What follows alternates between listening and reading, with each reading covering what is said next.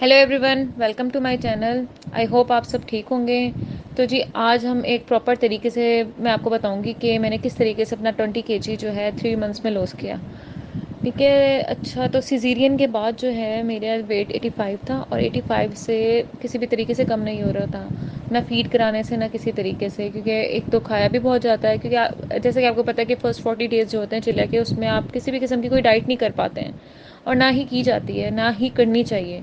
ठीक है। उसके बाद जो है आफ्टर 40 डेज़ मैंने देखा मुझे अपने पुराना कोई भी ड्रेस नहीं आ रहा था। मतलब अगर मैं कहीं जाने के लिए ड्रेस पहनती थी तो वो मुझे चेंज करना पड़ता था, अच्छा खासा टाइट होता था, या तो ट्राउज़र नहीं चढ़ता था या शर्ट टाइट हो जाती थी, तो मुझे वही ड्रेस पहनने पड़ते थे जो खुले होते थे, या न्यू ड्रेस सिलवाने पड़ रहे थे, जिसकी वजह से मुझे बहुत बहुत ज़्यादा फील हुआ था, क्योंकि आप समझे ना होने के बराबर कपड़े हो गए थे मेरे। और मैंने सोच लिया था अब कपड़े खुले नहीं कराने हैं, मैंने जो भी करना है ना अब वेट लॉस करके ही दिखाना है, इन्हीं कपड़ों में पूरा आना है, बल्कि इनको भी अब अपने ऊपर खुला करना है। तो जब आप ठान लेते हो ना तो आप करके ही रहते हो। इसलिए मैंने आपको पहले भी कहा था, कंसिस्टेंसी बहुत इंपॉर्टेंट होती है, और एक डिटर्मिनेशन, पहले आपने पक्का इरादा करना है कि आप दरमियान में कहीं भी इधर उधर नहीं जाएंगे।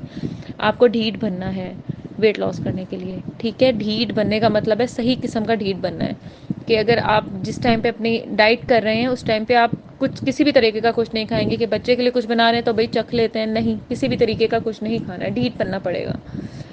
ठीक है। मेरी सिस्टर की शादी थी, तो मैंने उसमें जो ड्रेसेस पहने थे, मैं वो भी पिक्चर्स आपके साथ शेयर करती हूँ, कि अच्छा खासा मैं उसमें हेल्दी लग रही थी। और अब वो ड्रेस पहन के भी मैं कोशिश करूँगी कि पिक्चर अटैच कर दूँ, कि वो किस तरीके से अब खुले हो चुके हैं वो ड्रेस मुझे। अच्छा, तो मैंने किसी किस्म की कोई एक्सरसाइज नहीं की है, ना जिम की है। प्रेगनेंसी बेल्ट मेरे से नहीं लगी थी, क्योंकि उससे मेरी बैक में पेन स्टार्ट हो गया था। मैंने बहुत कोशिश की थी कि बेली को अंदर करने के लिए मैं वो प्रेगनेंसी बेल्ट का यूज़ करूं, लेकिन उससे मुझे कोई मतलब लगे ही नहीं मेरे से, ना बैक में बहुत पेन होता था और मेरे बेली में भी पेन होता था। ठीक है। तो आफ्टर 40 डेज़ जो है मैंने अपनी डाइट स्टार्ट की, जिसमें मैंने जो है जो पहले मैंने एक दफ़ा एग डाइट की थी। ठीक है, एग डाइट कहते हैं या प्रोटीन डाइट कहते हैं, उसमें ये होता है कि आपको सिर्फ एग खाने होते हैं और एग की भी योक नहीं खानी होती। और ना अगर आपने कुछ और लेना है एग के साथ, तो वो आपने सिर्फ चिकन लेना है, बॉइल्ड चिकन काली मिर्चों में करके ना, जो कि बहुत अनहेल्दी थी। मुझे याद है अच्छे से कि उसकी वजह से मुझे कपकपी स्टार्ट हो गई थी, शिवरिंग होती थी मुझे। ठीक है। तो मैंने किस तरीके से वेट लॉस किया, तो मैंने जो थी भाई, मैंने इंटरमीडियंट फास्टिंग की थी। Intermittent fasting is one of the best way to lose your weight. ठीक है, उसमें क्या करना होता है, किस तरीके से करना होता है, वो उसकी एक मैं प्रॉपर एक अलग वीडियो भी बनाऊंगी, लेकिन इसमें भी मैं बता देती हूँ मैंने क्या किया था। अच्छा, इंटरमीडियंट फास्टिंग में जो होती है, आपने अपनी एक स्लॉट फिक्स करनी होती है, उसमें डिफरेंट टाइमिंग होती है, जिसमें आप एक टाइम जो होता है अपने आप को खाने का पीरियड रखते हैं, और एक आपकी फास्टिंग का पीरियड होता है। फास्टिंग का मतलब प्रॉपर फास्टिंग है, आपने कुछ नहीं खाना। ठीक है, सिर्फ आप पी सकते हैं, जिसमें आपकी ग्रीन टीज़ आ जाती हैं, ब्लैक कॉफ़ी आ जाती है, अदरवाइज़ आपने चाय भी नहीं लेनी है। ठीक है, और इस तरह के कोई भी ड्रिंक नहीं लेनी है इस तरह की जो जिससे आपका फास्ट टूटे। पानी ले सकते हैं, ऑब्वियस सी बात है, पानी ले सकते हैं आप, ग्रीन टी ले सकते हैं, ब्लैक कॉफ़ी ले सकते हैं। अच्छा, इसमें होता क्या है, स्लॉट्स होती हैं, 14-10 की होती है, जिसमें 14 आवर्स जो है आप फास्टिंग करते हैं और 10 आवर्स आप खा सकते हैं। ठीक है, 16-8 की होती है, 16 आवर्स की फास्टिंग, 8 आवर्स आप खा सकते हैं, 18-6 की होती है, 24 की होती है।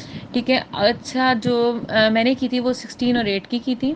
ठीक है, आप कम से भी स्टार्ट कर सकते हैं, 14-10 से, लेकिन 16-8 मैंने इसलिए की थी क्योंकि मैं फास्टिंग कर लेती हूँ, मुझे कोई इशू नहीं होता। अगर आप लोगों को कोई इशू होता है तो आप 14-10 से स्टार्ट करें। इट्स नॉट कंपल्सरी कि आप 16-8 से स्टार्ट करें, आप आहिस्ता आहिस्ता फिर उस पर आगे जाते रहेगा।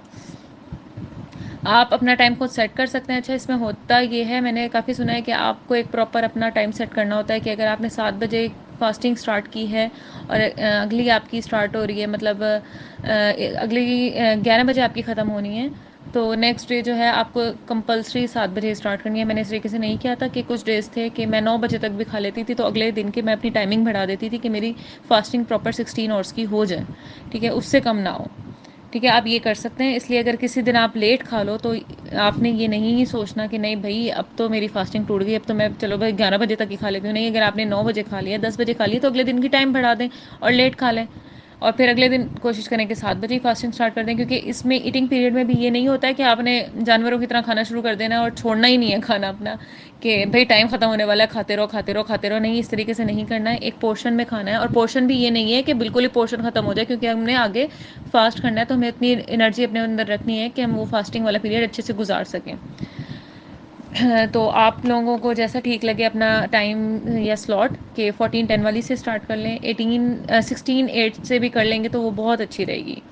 ठीक है, आप चीट डेज़ भी उसमें अपने रख सकते हैं। ठीक है, कोई एक डे चीट डे का रख लें मंथ में या वीक में, अगर बहुत ज़्यादा आप फूडी हैं। लेकिन उसमें भी खा सकते हैं, कोई ऐसा इशू नहीं है। लेकिन वो बता रही हूँ मैं आपको कि जो फास्टिंग का टाइम है उसमें आपने नहीं खाना। आपने नहीं खाना कि मैंने बच्चे के लिए कुछ बनाया तो उसे टेस्ट कर लूँ, आपने टेस्ट भी नहीं करना, क्योंकि जब आप टेस्ट करेंगे तो आपकी फास्टिंग जो है वो टूट जाएगी और फिर कोई फ़ायदा नहीं होगा। ठीक है, मेरी फास्टिंग स्टार्ट हो रही थी रात 7 बजे से और सुबह 11 बजे तक। उसमें मुझे एक एज ये मिल जाता था कि रात में अच्छा खासा टाइम मेरा गुजर जाता था। ठीक है, और जो सुबह है वो फिर बंदा ऑफिस जाना होता था, ऑफिस जाके मैं लंच करती थी। ठीक है, मैं अपना कोई एक डे की ना फुल रूटीन भी आप लोगों के साथ शेयर करूँगी कि किस तरीके से क्या मैंने किया था। और ये बात मैं आपको दोबारा कह रही हूँ, अगर आपने वेट लॉस करना है तो आपको ढीठ होना पड़ेगा। दुनिया हिल जाए, आप लोगों ने अपनी फास्टिंग किसी भी तरीके से नहीं छोड़नी है।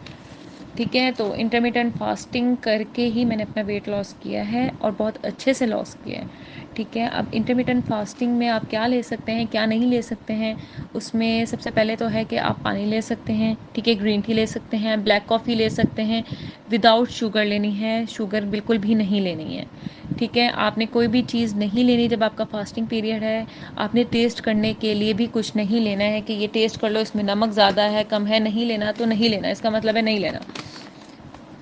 ठीक है, अच्छा जी, आप अपनी फास्टिंग को ट्रैक करने के लिए एप्लीकेशंस जो हैं वो यूज़ कर सकते हैं। ठीक है, काफ़ी सारी एप्लीकेशन है। मैं जब इंटरमिटेंट फास्टिंग की एक सेपरेट वीडियो बनाऊंगी तो उसमें मैं आपको एप्लीकेशन दिखा दूंगी जो मैंने यूज़ की है, जिसमें मैंने अपना प्रॉपर प्रोग्रेस रिकॉर्ड करना स्टार्ट की थी, क्योंकि मुझे पहले पता नहीं था जब मैंने उसे किया है, क्योंकि वो परचेज़ करने वाली ऐप थी, मैंने परचेज़ नहीं किया। जितने फ्री फीचर्स थे उनको मैंने यूज़ करके अपनी रिकॉर्ड किया था ट्रैक। ठीक है, और जंक फूड भी नहीं लेना है आपने डेली बेसिस पे, कभी कभी ले सकते हैं, नॉट डेली। मतलब वीक में एक दफ़ा या मंथ में एक दफ़ा कह लो। अच्छा, अगर आपको भूख लग रही है अपनी फास्टिंग पीरियड में तो कंपल्सरी नहीं है कि आपको भूख ही लग रही है। आपको हो सकता है इमोशनली आप हंग्री हैं, कि मतलब आप बोर हो रहे हैं तो आप सोच रहे हैं कि नहीं मुझे कुछ खा लेना चाहिए, बोर हो रहा हूँ, जाओ फ्रिज में खड़े होकर देखते हैं खा लेते हैं। नहीं, ये क्रेविंग होती हैं, सॉरी क्रेविंग होती हैं। ठीक है, अगर आपको किसी स्पेसिफिक चीज़ को खाने की क्रेविंग हो रही है तो वो आपकी इमोशनल हंगर में ही आती है। ठीक है, अच्छा, फिज़िकल हंगर वो होती है जो आपकी बॉडी को ज़रूरत होती है। ठीक है, फिज़िकल हंग्री आप हों तब आपने कुछ खाना है, फास्टिंग तोड़नी है और अपना स्लॉट जो है वो छोटी वाली कर लीजिएगा, बड़ी वाली नहीं कीजिएगा। लेकिन अगर इमोशनल हंगर है तो अपने आप को कंट्रोल करें। काफ़ी दफ़ा ऐसा होता है कि आपको भूख लग रही होती है, आप पानी पीते हैं, आपको भूख ख़त्म हो जाती है, क्योंकि आपको अभी भूख नहीं लग रही होती है। आपने अपनी एक आदत बनाई हुई होती है कि नहीं भाई हमने खाना है तो खाना है। अच्छा, अगर आपको खाने के बाद जो है रिग्रेट होता है ना, तो वो आपकी जो है ना इमोशनल हंगर है। फिज़िकल हंगर में आपको खाने के बाद कोई रिग्रेट नहीं होता, बल्कि आप खुशी होता है, मतलब खुश तो नहीं, और कोई स्पेसिफिक आपकी ज़रूरत नहीं होती। अगर आपको स्पेसिफिकली किसी चीज़ को खाने की ज़रूरत हो रही है तो वो इमोशनल हंगर है, फिज़िकल हंगर नहीं है। ठीक है, तो इंटरमिटेंट फास्टिंग की आपको जो स्लॉट ठीक लगे आप वो करें। और 18 आवर्स वाली जो सॉरी 16 और 8 वाली है वो बेस्ट स्लॉट है जो मैंने यूज़ करके 20 kg अपना रिड्यूस किया है। ठीक है, इसके लिए कौन सी एप्लीकेशंस यूज़ करनी है और क्या क्या खा सकते हैं क्या नहीं खा सकते, कौन सा टाइम आपके लिए बेटर है क्या नहीं है, और किस तरीके से मतलब क्या ले सकते हैं, कितने पोर्शन में खाना है कितने में नहीं खाना, वो सारों के लिए मैं इंशाल्लाह एक और वीडियो बना के आप लोगों के साथ शेयर करूँगी। तब तक के लिए बाय बाय।